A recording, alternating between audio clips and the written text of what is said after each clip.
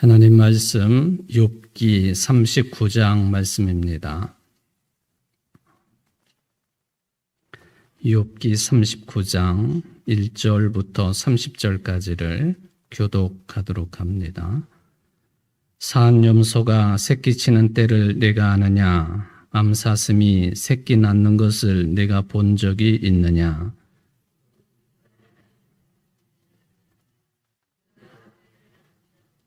그것들은 몸을 구부리고 새끼를 낳으니 그 괴로움이 지나가고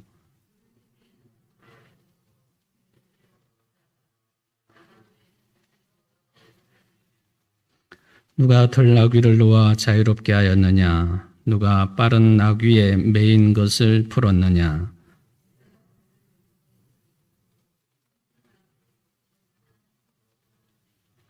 들나귀는 성읍에서 짖거리는 소리를 비웃나니 나귀 치는 사람이 지르는 소리는 그것에게 들리지 아니하며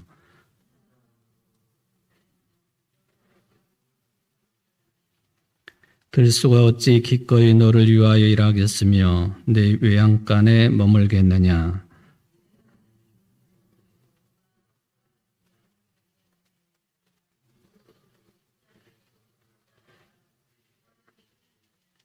그것이 힘이 세다고 내가 그것을 의지하겠느냐? 내 수고를 그것에게 맡기겠느냐?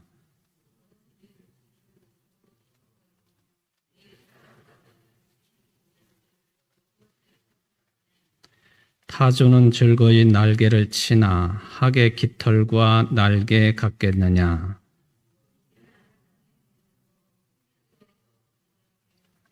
발에 깨어질 것이나 들짐승에게 밟힐 것을 생각하지 아니하고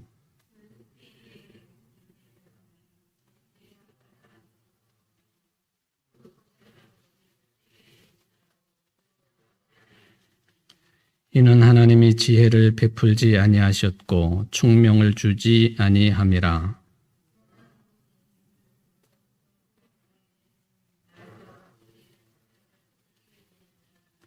말의 힘을 네가 주었느냐? 그 목에 흩날리는 갈기를 네가 입혔느냐?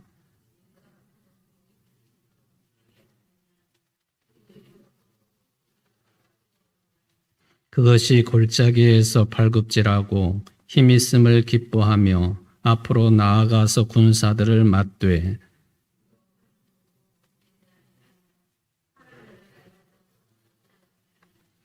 그의 머리 위에서는 화살통과 빛나는 창과 투창이 번쩍이며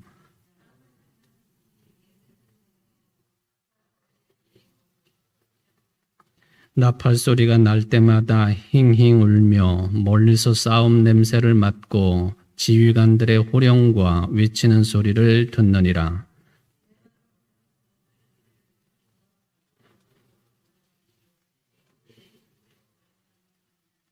독수리가 공중에 떠서 높은 곳에 보금자리를 만드는 것이 어찌 내 명령을 따름이냐?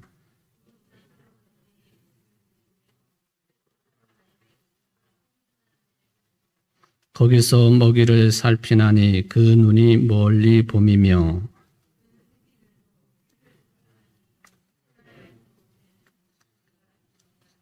아멘. 오늘 욥기 39장을 이제 두 번째 읽어 보았습니다. 욥기 38장이나 39장이나 우리 인간들이 전혀 손을 댈 수 없는 자연현상 또는 우주 만물의 질서 이런 것들에 대한 언급이 비슷한 내용으로 흘러가고 있다 하는 것을 말씀을 드렸습니다. 그래서 지난 시간에 이 39장을 구체적으로 다룬다고 하는 것은 이미 38장에서 그런 유의 내용을 다루었기 때문에 39장을 면밀하게 살펴봐야 될 필요성은 별로 크지 않은 것 같습니다.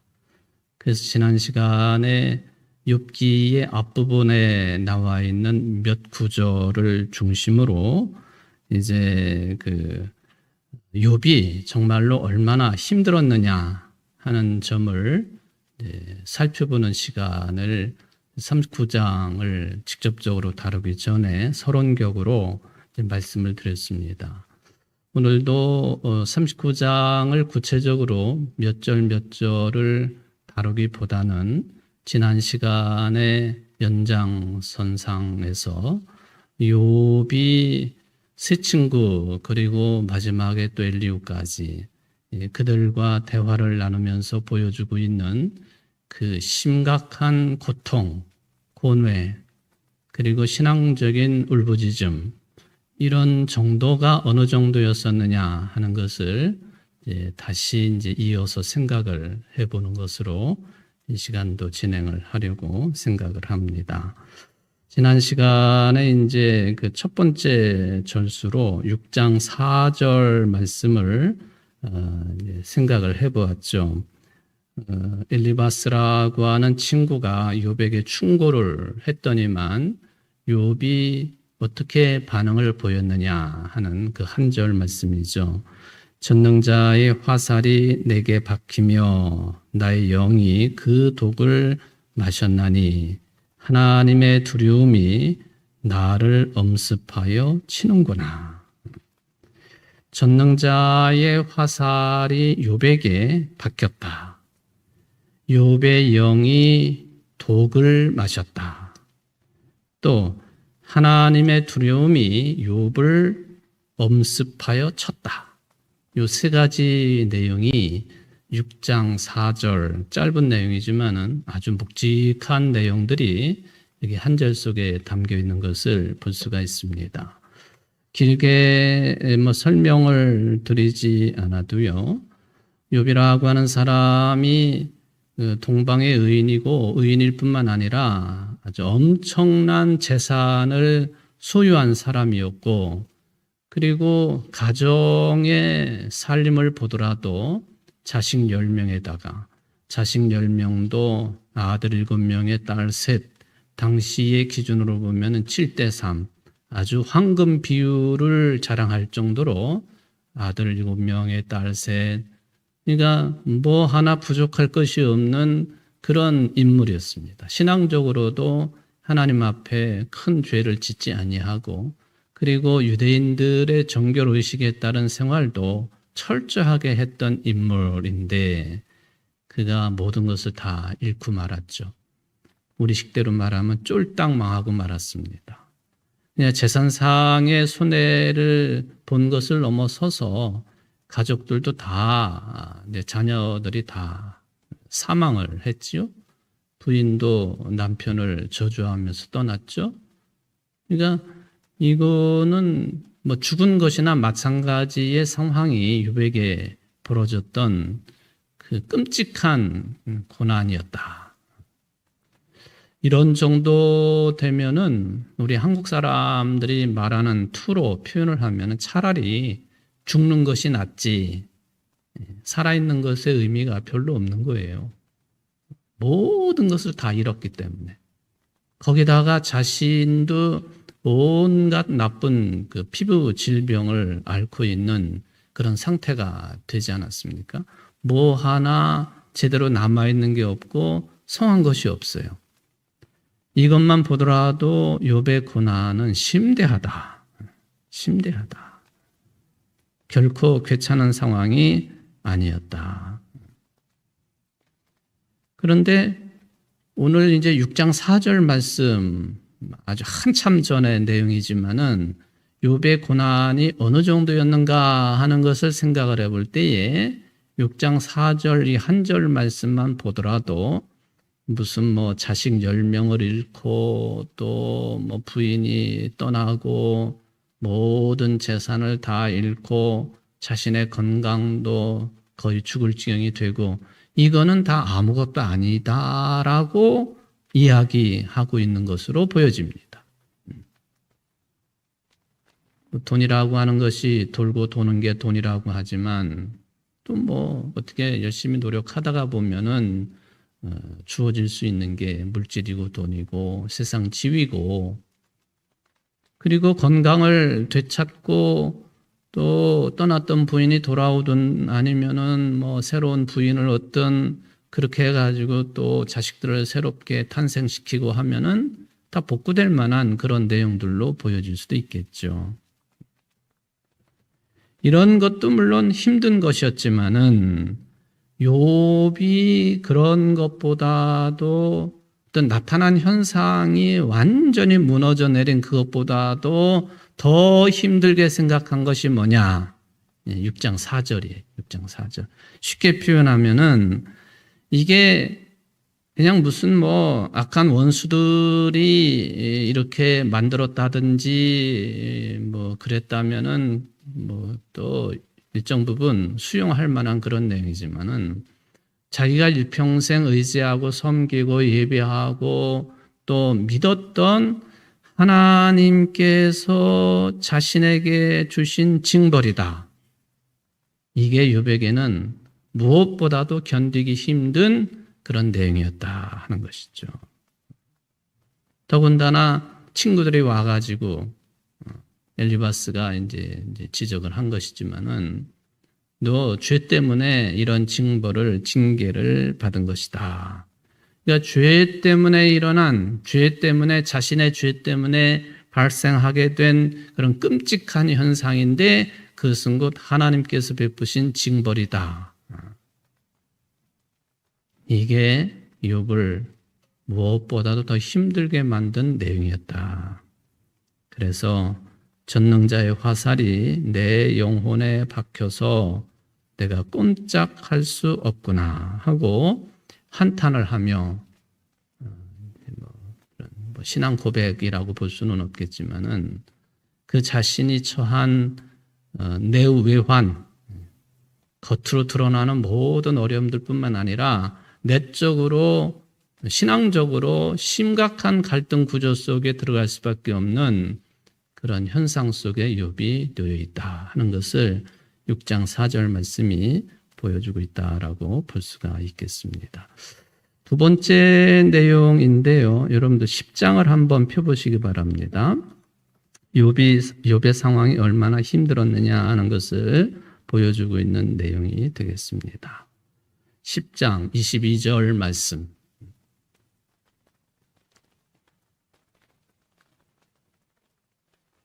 우리 같이 읽어봅시다.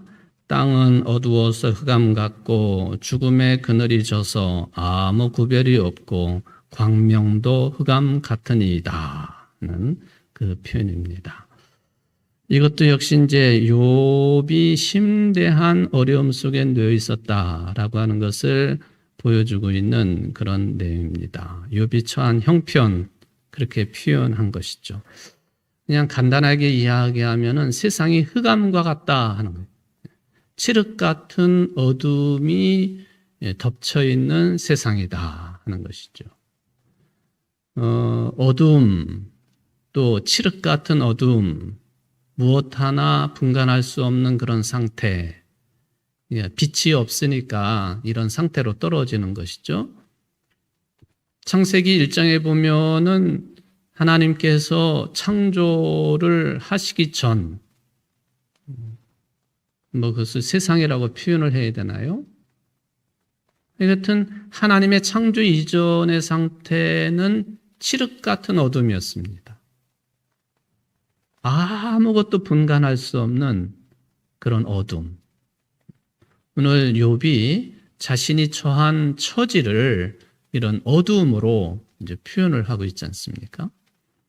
그래서 이 어둠은 신학적으로 보면은 또 신앙의 상징적인 언어로 생각해서 받아들이게 되면은 그걸 뭘 의미하느냐 하면은 창조 이전의 상태를 어둠으로 표현해요.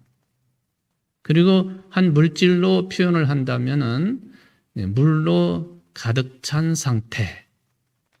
하나님의 창조 이전이 모든 것이 다 물로 가득 차 있는 어둠의 상태였다. 그 이야기죠. 저는 워낙 물이 무서워서 수영을 할 줄도 모르고 당연히 물 깊은 곳에 들어갈 생각도 안 하죠. 근데 누구라도 그런 데는 들어가기가 쉽지 않은 것입니다만은 여러분들 그 바다, 아주 깊은 바다를 들어가면 그거는 칠흑 같은 어두움이죠. 그렇죠?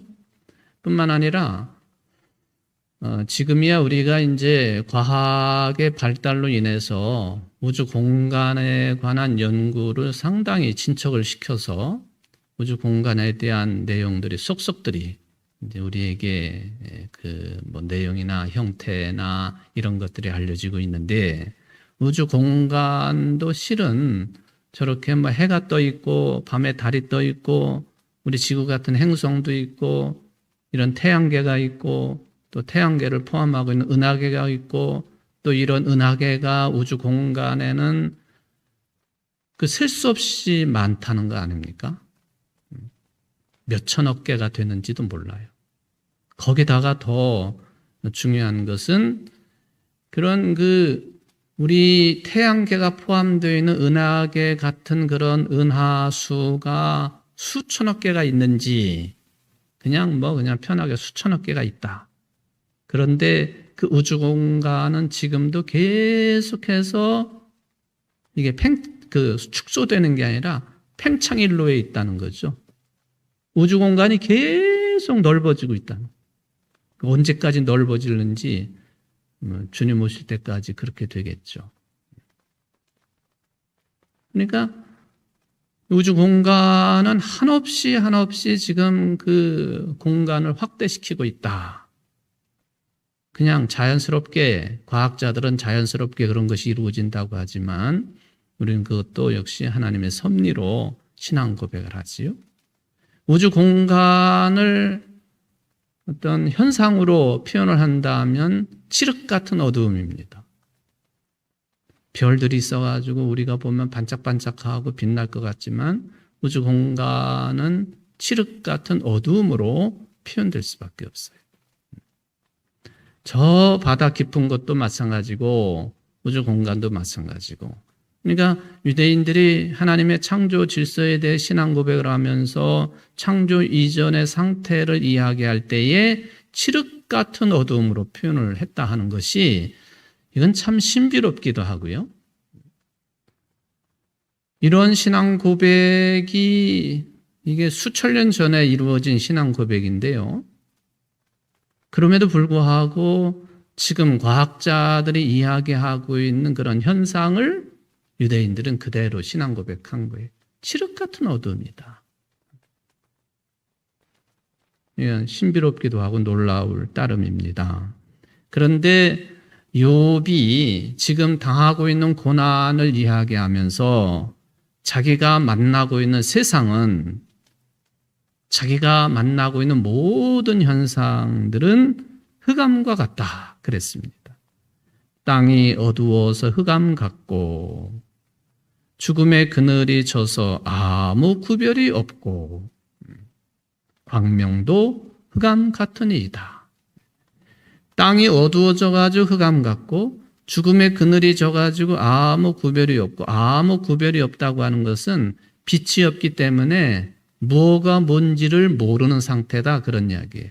심지어는 광명도 흑암 같으니이다. 대낮같이 밝은 빛조차도 흑암 같다라고 표현을 했습니다. 첫 번째, 두 번째 내용보다도 광명도 흑암 같으니이다. 이 표현이 욥의 상황을 세 가지 내용 중에는 가장 적절하게 표현한 것이라고 저는 개인적으로 생각을 합니다. 광명조차도, 대명천지 밝은 세상조차도 어두움으로, 칠흑 같은 어두움으로, 흑암으로 욥은 그렇게 이제 받아들이고 있다 하는 것이죠. 해가 떴어도 그렇다는 것이죠. 달이 떴어도 그렇다는 것이죠. 옛날에야 무슨 지금처럼 이런 전기로 조명을 달 수도 없는 시대죠. 뭔가 이제 횃불 같은 것들을 만들어 가지고 또는 등잔 같은 걸 켜 가지고 있다 할지라도 겨우 이제 그런 것 가지고 세상을 밝히는 것 아닙니까? 여러분들 인공위성이 저 하늘 위에서 다른 나라 말고 우리나라를 밤에 찍은 그런 사진들 가끔 보실 수 있죠? 우리 한반도를 높은 곳에서 밤에 찍은 것을 보면은 남북한이 확연하게 비교가 됩니다. 우리 남한은 도시마다 그게 밤 12시가 넘어도 불야성이죠. 불야성입니다. 우리나라처럼요, 24시간 내내 그 배달을 해주는 나라가 없어요. 새벽 3시, 4시에도 음식을 주문하면은 그 새벽에도 오토바이가 시끄러운 소리를 내고 음식을 검은 봉다리에다 싸가지고 갖다 줘요. 세계에 그런 나라 없어요. 사람들이 흔히 말하기를 우리나라는 배달의 민족이라 그렇다. 뭐 그렇게도 표현을 하잖아. 배달의 민족. 그런 배달은 아님에도 불구하고 하여튼 배달의 민족이라고 그래요. 참 그 생활력이 굉장히 강한 나라예요. 그러니까 밤새도록 불야성을 이룹니다. 도시가 형성된 곳곳마다 대낮같이 환하죠. 그러니까 도시에서는 한밤중에 밤하늘의 별을 보기가 쉽지가 않아요. 너무 주변이 환하니까. 그래가지고 인공위성이 우리나라 한반도를 이렇게 찍은 것을 보면은 북한은 평양 부근만 조금 불빛이 있는 것으로 드러나요. 그런데 이 남한으로 내려오면은 서울, 경기, 이게 서울부터 어디까지 서울로 여겨지느냐 하면요, 요즘에는 오산 정도까지가 서울처럼 여겨져요. 계속 이어져서 아파트들이 이어지고 또 이어지고 아마 그런 분위기가 조금 더 있으면 천안까지 내려올 것 같아요. 천안까지. 청주까지는 모르겠습니다만은. 그러니까 도시 주변이 환한 불빛으로 비춰지고 있다고 하는 것을 이제 그런 사진을 통해서 볼 수 있죠. 그러니까 거의 전국이 이 서해안 중심으로 해가지고 남해안 따라가지고 그리고 동해안 도시마다 산 말고 거의 대부분이 한밤중에도 환한 불빛으로 이렇게 빛나는 생활을 하고 있는 게 남한이다, 우리 남쪽이다, 그렇게 비교가 됩니다. 아무리 그래도 욥의 상태는 흑암이에요. 태양이 비쳐도 흑암이고 달빛이 비쳐도 흑암이고 등불이 비쳐도 흑암이고 횃불을 비춰도 흑암이고 그게 마음 상태가 그렇다는 것이죠. 이런 상태를 경험하기가 쉽지 않은 것인데 이게 이제 어떤 현상이라고 하는 것 여러분들이 좀 이해를 하시리라고 생각을 해 봅니다. 그럴 때에 빛으로 나와야 되는데 그래야만이 그게 기쁨이죠. 기쁨. 여러분들 저는 절대로 그런 경험을 해서도 안 되고 할 수도 없는 사람이지만은 여러분을 어디냐 아주 깜깜한 아무것도 구분할 수 없는 칠흑 같은 어둠 속에 딱 집어넣어 놓고 몇 시간이고 며칠이고 이제 가두어 놓았다. 어떤 현상이 벌어질까요? 우리 김성순 권사님 미친다고 그래? 네. 그게 딱 맞는 정답이에요. 미칠 수밖에 없는 거예요, 그게. 정신적으로 적응을 할 수가 없어요, 우리 인간들은. 그러니까 빛이라고 하는 것이 또 광명, 밝음이라고 하는 것이 우리에게는 생명과도 같은 것이죠. 그래서 예수님이 나는 세상에 뭐라고 말씀하시죠? 빛이다, 빛. 그러니까 예수님의 오심은 빛으로 오셨다고 요한복음이 표현하고 있지만은 그분의 오심은 빛으로 오셨던지 길로 오셨던지 진리로 오셨던지 그분의 오심은 생명으로 오신 분, 생명으로. 그리고 우리에게 생명을 주시고 더 풍성케 하시려고 오신 분이시다. 그 신앙 고백이 그냥 생긴 게 아니죠. 일단을 보면은 우리 인생의 삶의 체험으로부터도 그거는 주어질 수 있는 것이죠. 그 제주도를 가면 이번에 이제 우리가 10월 22일, 23일 제주도 평화기행을 이제 실시를 하게 되는데요. 제주가 사실은 평화의 섬은 아니에요. 평화의 섬을 지향하고자 하는 그런 뚜렷한 의식이 평화의 섬이라고 하는 타이틀을 붙이게 만들었지만 여러분들이 잘 아시는 것처럼 그 해방 전국 속에서 제주도민들 30만 명 중에 3만 명이 목숨을 잃은 사건을 아시잖아요. 뭐 그 사건을 제가 이야기하려고 하는 게 아니라 그 중에서 어떤 사람들은 그런 죽음의 총칼을 피해 가지고요. 아주 깊숙한 동굴 속으로 숨어 들어가 가지고 오랫동안 생활하신 분들이 계세요. 거기서 나오지 못해 가지고 유골로 발굴이 되신 분들도 상당히 있지만은 빛이 없는 삶이라고 하는 것은 그 자체가 죽음이죠. 그냥 욥의 상태는 살아있지만 죽음의 상태라고 하는 것을 이 10장 22절이 보여주고 있다라고 볼 수가 있겠습니다. 이 내용을 조금 더 이렇게 확대시켜서 생각을 해보면요. 어둠이라고 하는 것이 이제 부정적으로 우리에게 작동이 되는 것이 사실인데, 근데 이것을 좀 더 각도를 딱 틀어가지고 생각을 해보면요. 우리의 미래라고 하는 것, 여러분들의 앞날이라고 하는 것, 신앙 고백을 가지고 우리가 비록 몸이 죽어도 예수를 그리스도로 신앙 고백하며 사는 사람들은 예수님이 죽으셨다가 3일 만에 부활하셔서 부활의 영으로 또 부활의 몸으로 사시는 것처럼 영원한 생명을 이끌어 가시는 것처럼 우리들도 그런 삶을 살 것입니다 하고 신앙 고백하지요. 그게 이제 우리의 보이지 않는 미래예요. 근데 한번 일반적으로 생각해 봅시다. 여러분들의 앞날이 그거 뭐 아주 짧게 생각해 보면은 예배 끝나고 그 다음 오늘 밤 자고 난 다음 내일 지나고 모레 10월 달 지나고 11월 달 그리고 2023년 지나고 24년 어떤 일이 벌어질지 누가 압니까? 그렇죠? 그래서 상징적으로 말하면은 신앙이 없다고 한다면 우리의 그 미래조차도 어둠이에요. 왜 어둠이라고 표현하느냐? 아무것도 모르기 때문에. 아무것도 모르기 때문에. 그러니까 사람들이 자꾸만 점쟁이를 찾아가는 거죠. 찾아가가지고 내 앞날이 어떻겠느냐고. 요즘에 뭐 페이스북이나 이런 데 보면요.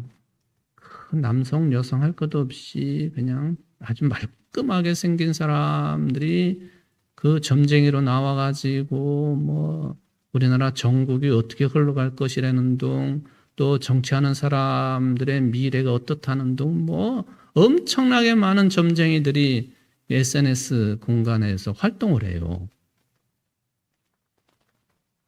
그거 뭐 제가 그것을 다 봤기 때문에 이야기하는 것은 아니지만은 어느 때에는 이 사람은 무엇 얘기하나 하고 한번 열어볼 때가 있어요. 그러면은 별 얘기를 다 하죠. 거의 전부 다가 어떤 한 사람 미래에 대한 이야기예요. 점쟁이처럼 되면은 뭐 못 살 사람이 어디 있고 또 뭐 상처날 사람이 어디 있고 힘들 사람이 어디 있겠습니까? 그런데 요즘 점쟁이들 가운데는요 아주 멀끔한 사람들이 점을 치고 있어요. 점쟁이를 그 뭐라 그래요? 그 무당 노릇하고 점을 봐주고 멋지게 생겼어도 그렇게 멋지게 생긴 사람이 없어요. 또 여성 같은 경우도 그런 멋쟁이가 없어요. 근데 화장을 짙게 하고 뒤에 뭐 하여튼 그런 절집처럼 다 차려놓고 그렇게 활동을 합니다. 그러니까 우리의 미래에 대한 그 소망을 가지지 못하면 우리 인생의 미래는 어두운 그 자체예요. 알 수가 없는 거죠. 무엇가 어떤 일이 벌어질지 모르는 것이죠. 근데 우리는 이미 빛의 자녀들이고 또 예수님이 너희는 세상의 빛이다 하셨으니까 우리는 빛 그 자체거든요. 어둠하고는 사실 상관이 없는 사람이에요. 근데 욥은 해 같은 지금 현실이 칠흑 같은 어둠이다. 아무것도 알 수 없는 상태, 그런 나락으로 떨어졌다라고 이제 자기 자신을 표현하고 있다라고 볼 수 있습니다. 또 한 군데 한번 더 찾아볼까요? 13장 말씀입니다.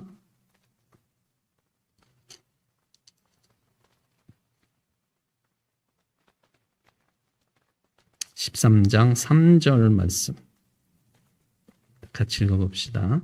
참으로 나는 전능자에게 말씀하려 하며 하나님과 변론하려 하노라. 예. 참으로 나는 전능자에게 말씀하려 하며 하나님과 변론하려 하노라. 이게 참 여러 구절 가운데서도 중요한 구절이라고 볼 수가 있겠습니다. 왜 이런 그 이야기를 하느냐 하면은 친구들하고 논쟁을 벌이고 대화를 하고 듣기도 하고 말하기도 하고, 근데 거기서 정답을 찾을 수가 없다는 이야기가 여기 표현되어 있는 거예요. 하나님과 변론한다, 이게 부정적으로 볼 것이 아니라 사람들과의 대화 속에서 답을 찾을 수가 없다. 하나님께로부터 답을 구하려고 한다. 그런 이야기가 여기에 들어있는 것이죠. 그러니까 욥의 심정이 어떠한가 하는 것을 이 표현을 통해서도 충분히 알 수가 있겠습니다. 심지어는 신학적인 대화로도 논쟁으로도 답을 찾을 수 없고, 자신이 지금 처하고 있는 인생길에 대한 대답을 찾을 수 없고, 또 사람의 지식이나 또는 당시의 유대교의 전통으로나 지금으로 말하면 교회의 전통으로나 답을 찾을 수가 없다. 오로지 하나님을 통해서만 답을 찾을 수 있다라고 하는 게 욥의 심정입니다. 우리들이 그동안 이제 38장까지 쭉 욥기를 다루어 왔는데, 욥이라고 하는 사람이 진실한 신앙인이겠는가 하는 그런 질문이 들 때가 종종 있었지 않습니까? 그런데 이런 표현들을 보면은 욥이 아주 진실한 신앙인이라고 하는 것을 확인할 수가 있는 거예요. 하나님을 통해서만 답을 얻어야 되겠다. 그것을 하나님과 변론하고 싶다고 표현하는 것이죠. 우리가 이제 옛날에 불렀던 그 어린 시절에 불렀던 복음송가 중에 보면은 그 구원에 관한 그런 이야기, 돈으로도 못 가요, 하나님 나라, 그런 가사가 있죠. 돈으로도 못 가고 또 뭐로도 못 가요? 지식으로도 못 가요? 또 뭐가 있나요? 제가 잘 기억이 안 나서 그래요. 예뻐도 못 가요, 하나님 나라. 잘생겨도 못 가요, 하나님 나라. 오로지 하나님의 나라는 모두 간다고? 믿음으로 가는 나라, 하나님 나라. 그런 그 복음성을 어려서부터 많이 불렀죠. 여기 욥이 신학적인 지식으로도 안 되고, 어떤 사적인 어떤 지식으로도 안 되고, 삶의 경험으로도 안 되고, 또는 유대교의 그 유구한 전통으로도 안 되고, 나는 하나님을 통해서만 답을 얻을 수 있겠다. 확고한 믿음을 여기서 표현을 했다라고 우리가 생각을 해볼 수가 있겠습니다. 아주 중요한 내용이라고 볼 수가 있겠습니다. 하나님에게 직접 듣고 싶다. 이걸 다르게 표현하면 하나님을 직접 체험하고 싶다. 그런 뜻으로도 볼 수가 있겠습니다. 다른 것들은 다 별로 내용이 없는 것들이라. 내용이 없는 것들이라. 또 한 절 또 찾아보겠습니다. 19장 말씀입니다. 19장 21절 말씀 같이 읽읍시다. 나의 친구야, 너희는 나를 불쌍히 여겨다오. 나를 불쌍히 여겨다오. 하나님의 손이 나를 치셨구나. 여기 이제 이 친구들과의 대화 속에서 욥이 느꼈던 감정, 심정, 이것을 이제 몇 가지 구절을 이용해서 말을 하고 있는 것인데, 오늘 19장 27절 말씀도 참 처절합니다. 이게 처절한 상황이에요. 그는 욥이 만난 또 대화를 했던 친구들이 이상했다라고 보기는 어렵습니다. 또 친구들도 유대교의 당시 신앙의 전통, 또 그 당시의 어떤 삶의 기준, 이런 것 가지고 친구들이 이야기를 한 것이기 때문에 틀렸다라고만 말하기도 어렵습니다. 친구들도 당시로서는 최선을 다해가지고 엄청난 극심한 환난 가운데 있는 욥을 그런 말로 위로했다고도 볼 수가 있겠고요. 그리고 욥이 회개하고 빨리 돌아서라 한다는 이야기는 욥이 살아났으면 좋겠다, 다시 회복됐으면 좋겠다 하는 것이 친구들의 의도 아닙니까? 그런 차원에서 보면은 친구들이 틀렸다라고 말하기도 어렵습니다. 그런데 그것도 역시 한계가 있다는 것이죠.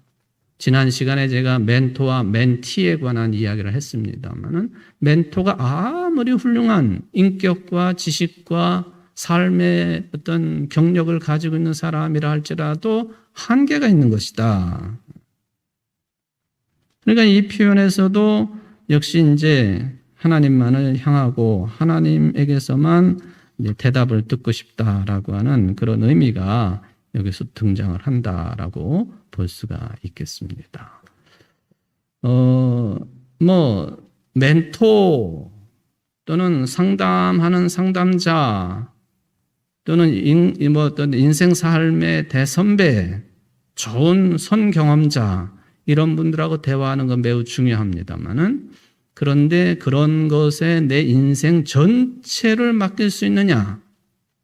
그거는 아주 신중하게 생각해야 되는 것이죠. 신중하게.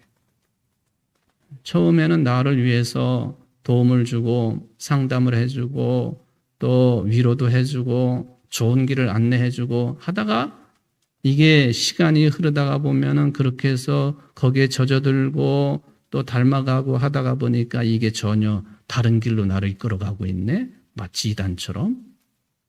이단. 끝이 다르다. 그런 뜻 아닙니까? 끝이 다르다. 이용해 먹고 나를 이상한 쪽으로 끌고 가고 사망의 음침한 골짜기로 끌고 가고 그럴 수 있거든요. 그러니까 제한적이다 하는 것이죠. 제한적이다. 그래서 우리는 멘토, 나를 이끌어가는 분들 매우 고맙고 감사한 일이지만은 언제나 조금 더 진중하게 그렇게 대해야 될 필요가 있다. 목사가 이제 교인들하고 이렇게 상담을 자주 하지 않습니까? 상담을 열심히 하죠. 저는 주로 많이 듣는 편이지만은 그래도 이렇게 저렇게 이랬으면 좋겠습니다. 성경 말씀도 인용을 하고 또 경험도 이야기하고 심각하게 대화를 하죠. 그런데 이제 나중에 보면은 그 대화할 때 되어졌던 이야기하고는 정반대로 살아간 사람들이 있어요. 뭔가를 중요한 결정을 해야 되는데 상담을 했어. 근데 상담한 내용하고는 반대 결정을 한다든지 그렇게 결론을 맺는다든지 참 허무한 거죠. 허무한 건데 어쨌든 간에 허탈한 것이기는 합니다만은 아주 진중하게 참고하는 정도다 하는 것을 생각을 해볼 수가 있겠습니다. 여기 이제 한 가지만 더 말씀을 드리면은 친구들하고 논쟁을 벌일 때요, 아주 특징적인 현상이 하나가 있는데 하나님이 철저하게 침묵하셨다는 거예요. 하나님께서 새 친구들, 그리고 나중에 뭐 후배라고 할 수 있는 엘리후, 네 사람하고 대화를 하거나 또는 엘리후의 이야기는 일방적으로 듣기만 했는데 어느 때라도 하나님께서는 중간에 끼어들지 않으셨어요. 그 참 희한한 일이죠. 우리는 그것을 하나님의 침묵이다, 그렇게 이야기를 하죠. 하나님이 침묵하셨다. 왜 그러셨을까? 엘리바스, 네가 이게 틀린 거야. 욥, 너도 이게 좀 잘못 생각하는 거야. 이렇게 중재처럼 하셨으면 어땠을까 하는 생각을 합니다만은 전혀 그런 과정이 없이 하나님은 철저하게 침묵을 하셨다. 이게 아주 특징 중에 하나입니다. 다른 종교이긴 하지만 가톨릭에서 사용하는 용어 가운데 보면요, 침묵 가운데 어떤 침묵이 있느냐면 대침묵이라고 하는 용어가 있어요. 대침묵. 이 상황에 따라 조금 변형이 되기는 하지만은 하루 일과 중에 대침묵은 언제 하느냐 하면은 저녁 때 성무일도 저녁 때 기도회를 끝내고 그 다음부터 다음날 일어날 때까지는 대침묵이라고 불러요. 대침묵. 대침묵 때는 어떻게 해야 되느냐? 절대로 말을 해서는 안 되죠. 당연히 말을 해서는 안 돼요. 심지어는 발걸음도 소리를 내서는 안 돼요. 눈은 하나님을 바라보고 귀는 하나님의 말씀을 듣고 입은 당연히 닫아야 되는 거고요. 이 중요한 신체 기관 중에 눈과 귀와 입, 요 세 기관들이 절대적으로 하나님만을 향하는 시간, 이게 대침묵이라. 또 피정을 한다. 일정 기간 피정을 한다 그러면은요, 그 피정 기간 동안에 대침묵 피정을 하면은 그게 한 주간이 됐든 한 달이 됐든 철저하게 좀 전에 말씀을 드렸던 그렇게 해야 되는, 말을 해서도 안 되고 걸음걸이도 신발을 찍찍찍 끓는다든지 또 발걸음을 신발을 안 신었다고 해도 쿵쿵거리고 걷는다든지 그거 안 되는, 발 뒤꿈치를 들고 아주 조용히 걸어야 되고 눈은 하나님을 향하고 귀도 하나님의 말씀을 지향하고 입은 닫고. 여기서 하나님의 침묵이라고 하는 것을 그런 차원에서 생각해 보면은 하나님이 절대 관여하지 않으셨다, 그건 아니죠. 저는 하나님의 침묵, 말씀이 없는 그런 순간에도 하나님은 절대적으로 불꽃 같은 눈을 뜨시고 욥을 바라보시고 계셨다. 또 욥이 하는 이야기를 다 듣고 계셨다. 입은 닫으셨지만 저는 그런 차원으로 해석을 합니다.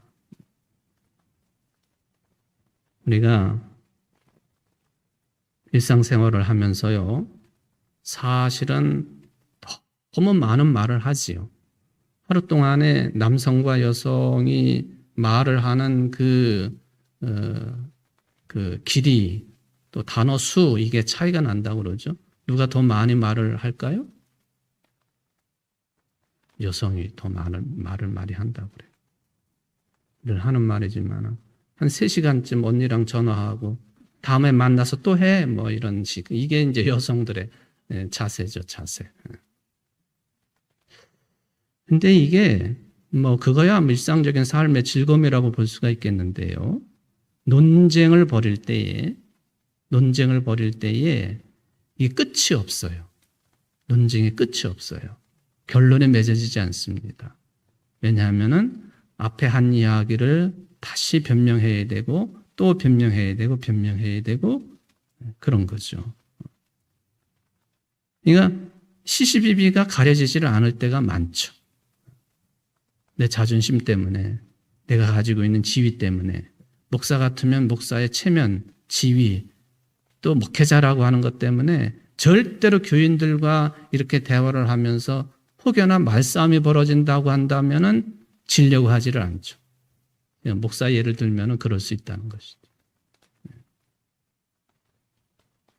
침묵할 줄 아는 것. 예, 침묵은 금이다. 침묵은 금이다. 괜히 나온 말이 아닌 것 같습니다. 이게 하나님의 침묵이지만은 하나님은 절대적으로 욥을 계속 주시하고 계시는 그런 상황이다라고 우리가 그 상황을 이야기할 수는 있겠습니다. 그러나 우리 인간의 도리로서는 우리 개신교회에서는 그런 영성이 잘 발달하지 않아서 좀 필요성을 많이 느끼고 있습니다만은 여러분들 한번 그런 그 주일을 한번 만들어 보면 어떨까요? 교회 나와가지고 말 한마디도 안 하는 주일날. 견디겠어요, 여러분? 못 견딜 것 같아요. 목사에 어쩔 수 없이 설교해야 되니까 한다지만은 개인적인 사적인 대화를 딱 중단하고 오전 9시부터 오후 3시까지. 그것도 좋은 훈련일 것 같아요. 어쨌든 오늘 이제 이 욥이 어떤 상황이냐 하는 거에 대해서 여러분들에게 몇 가지 이제 19장 21절까지 말씀을 드렸습니다. 이제 뭐 39장 본격적으로 들어가는 것은 38장과 비슷한 흐름이기 때문에 긴 설명이 필요 없는 내용입니다. 오늘 여기까지만 말씀을 드리겠습니다. 기도하십시다. 고마우신 하나님 아버지, 욥이 그 상황이 어떠했는지 우리가 생각을 해봅니다. 암흑 그 자체였다고 했습니다. 하나님께서 자기를 징계하신다고도 생각을 했습니다. 그래서 하나님과 변론하고자 하는 생각도 했습니다. 이 모든 것들을 생각해 보면은 내 문제가 아니라서 뭐 그럴 수 있겠다 생각은 되어지지만은 그러나 욥이 얼마나 끔찍한 상황 속에 처했는가 하는 것을 우리가 조금이라도 들어가서 바라볼 수 있고 이해할 수 있다고 한다면 우리와 하나님과의 관계는 더 깊어지리라고 믿습니다. 하나님, 우리의 상황이 좋을 때야 믿음이 있는지 없는지 그 누가 알 수 있겠습니까? 우리가 기뻐하고 즐거워할 때야 믿음이 있어도 없어도 별 표시가 안 납니다. 우리가 힘들고 어려울 때에 또 우리의 상황이 매우 암흑과 같은 상황으로 그렇게 몰려질 때에 우리의 믿음이 해처럼 빛나게 하시고 하나님 앞에 영광 돌려드릴 수 있는 믿음의 사람들이 다 되어질 수 있도록 은혜를 베풀어 주옵소서. 하나님만이 나의 길이고 진리고 생명이요. 예수님만이 나의 길이요 진리요 생명이라고 하는 신앙 고백이 날마다 차고 넘칠 수 있도록 은혜를 베풀어 주옵소서. 오늘 수요예배 나온 모든 성도들이 이렇게 큰 믿음을 가지고 하나님의 영광을 드러내고 자신들의 삶도 항상 빛 가운데 이루어지는 거룩한 삶이 될 수 있도록 축복하여 주옵소서. 예수님의 이름으로 간절히 기도합나이다. 아멘.